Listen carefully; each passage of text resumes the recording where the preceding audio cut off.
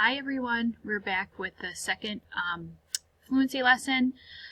So your goal is 145 words per minute. You want to make sure that you do 1 or 2 untimed trials and then comment your highest score or both scores. Either way is fine with me.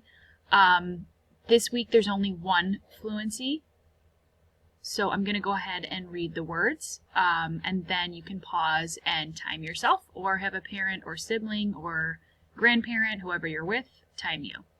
Okay, I'm going to start here. Boy, boil, soy, soil, joy, join, allow, allowed, sour, shower.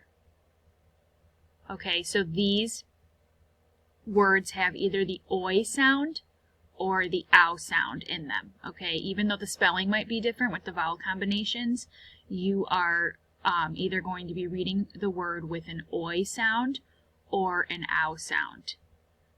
Alright, and feel free, I don't think I mentioned this in the first video, but feel free to practice these more than once. You know, if you want to practice these 2, 3, 4, 5 times and then show me your score, that's totally fine. You know, the main point, again, is reading them accurately, correctly.